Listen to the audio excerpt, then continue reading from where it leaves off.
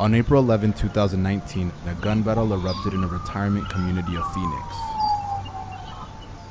It was a sunny Thursday morning, just before 10 a.m. on the neighborhood's main thoroughfare. The shooting involved federal agents and a suspected human smuggler. 911, where's your emergency? There's gunfire, there is an accident. I'm not sure. How many shots? How many shots? Hundreds. A woman who was not the target of the investigation was killed at the scene. 4 others sustained gunshot wounds or other injuries. I mean, they just sprayed bullets everywhere, and there was a big crash. It's on 48th Street. It's right behind our house. This is Special Agent Acoustic of Homeland Security. That an agent involved in shooting. You're with ICE? Yes, ma'am. Homeland Security Investigations. The incident rattled neighbors like Frank Guy, who was landscaping in his yard when the shootout began. And I heard the sirens coming down the street, so I got up on the park bench here and I looked and I saw the cars chasing another car with their lights on. And as they passed, I noticed there was no insignias on the car. They were unmarked cars. I heard this huge crash. It was like a mini atom bomb. It looked like a mushroom cloud of trees and dust and concrete. And then the shooting started. And I definitely understand when people say it was like a war zone, because I haven't heard that much rapid fire in that short of a period of time since I was in Vietnam 50 years ago. There had to be at least 50 to 100 rounds of gunfire. On the other side of 48th Street, Nick Dalton was at his mom's house, drywalling her garage. I remember hearing like a bang, and right after I heard like a ping, ping, ping, and I was like, that's gunshots. I know bullets can travel through things, and the way these houses are built, it'll go right through like a piece of paper, you know? Are we working with them? We'll work with you guys on this guy. He's trauma code, he's still breathing. He's got a gunshot wound right here though, but he's still breathing. The agents involved are from Homeland Security Investigations, a division of ICE. HSI is the largest investigative unit of the Department of Homeland Security. Its agents have broad authority covering over 400 border-related crimes, from human smuggling to gangs to financial crimes. HSI's Special Response Team was trying to arrest Warren Jose, a suspect in a human smuggling case. But Jose wasn't alone that day. In his SUV with him were 2 friends, driver Teresa Medina Thomas and Valentina Valenzuela. Also in the car were 2 migrants who had recently crossed the border from Mexico. Phoenix police responded to a 911 call from HSI for assistance. They collected evidence and conducted interviews to help local prosecutors review HSI's use of deadly force. So the way that it appears is that you guys are trying to run some illegal aliens up here from cells, try to make some money, and then things broke bad. It's a hot business out there on the res.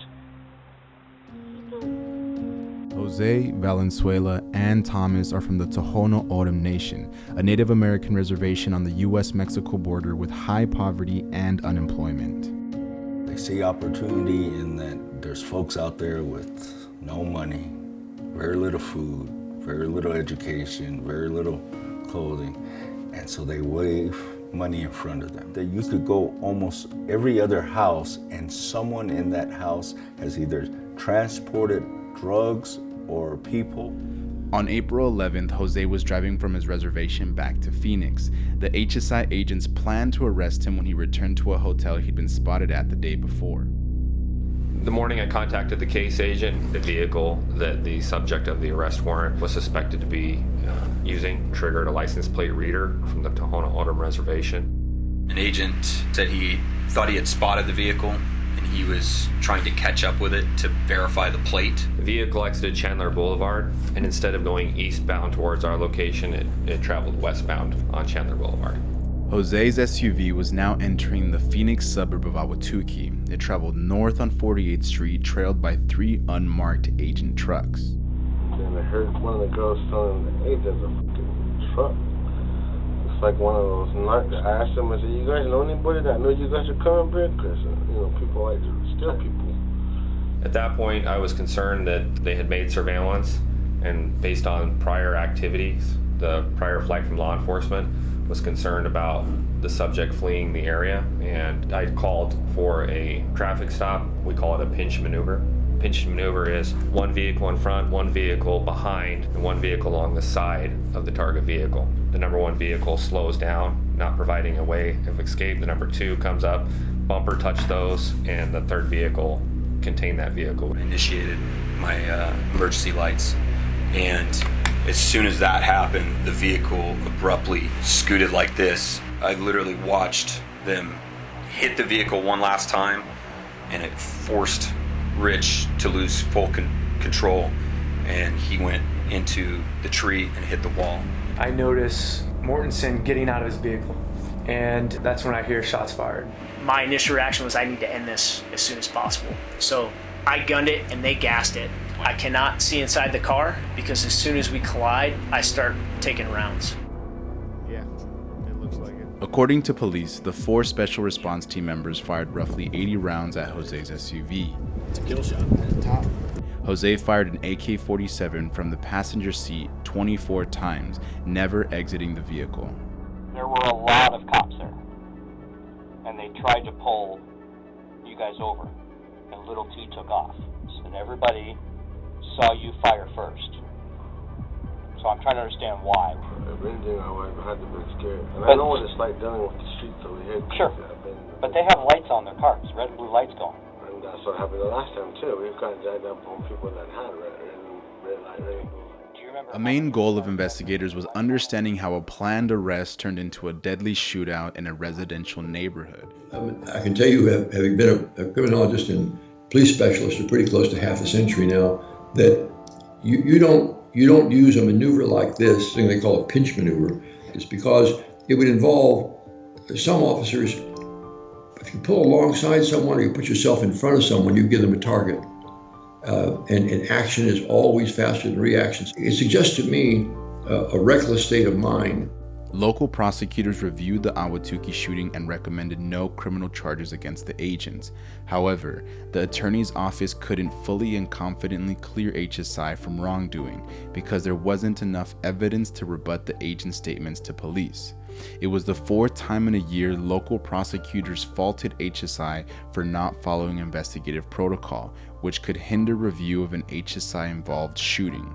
There's a heavy emphasis right now on de-escalation. That is, things that police can do during an encounter with a citizen that reduce the likelihood that the encounter will end in violence. And so as I read that summary, that was what I wondered, was there any thought of trying to de-escalate that encounter rather than having it end the way that it did. The key issue is weighing the public safety concerns versus the value of apprehending the suspect immediately. HSI refused to answer the Howard Center's questions, but a retired HSI agent who now directs the Federal Law Officers Union provided comment via Skype. And I understand that happened in the one of those over there in Arizona where the vehicle was rammed. You know, the co-conspirators were non-compliant, and now the situation escalates even more because now you know that there's, oh, whoa, wait a minute, these people are not even willing to pull over their vehicle. Now, that elevates your adrenaline, it elevates your situation. The police collected a nearby home security camera's recording of the gunfire as evidence, but didn't analyze it. The Howard Center shared the file with ballistics expert Stephen Beck, who spent 15 years analyzing gunshot acoustics for the FBI. When an event happens, like a shootout, people don't remember exactly what went on. But sometimes the acoustics can add some additional information about what happened. I wanted to find out where the shooters were actually standing. Where was the microphone? I kind of correlated those with the locations and with where the reflecting surfaces were. And everything kind of made sense. That very first gunshot had all the characteristics that were consistent with the Sig Sauer. Federal law enforcement does not make its use of force data available to the public, but the Howard Center found more than a dozen HSI shootings across the country, 8 since 2018, mostly in Arizona.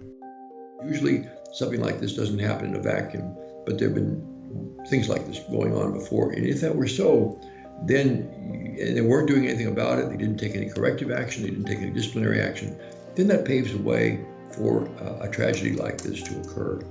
After the death of Michael Brown and in Ferguson and Eric Garner in Staten Island and a host of other controversial shootings, there was a lot of pressure on police departments to reform, and a lot of those focused on use of force.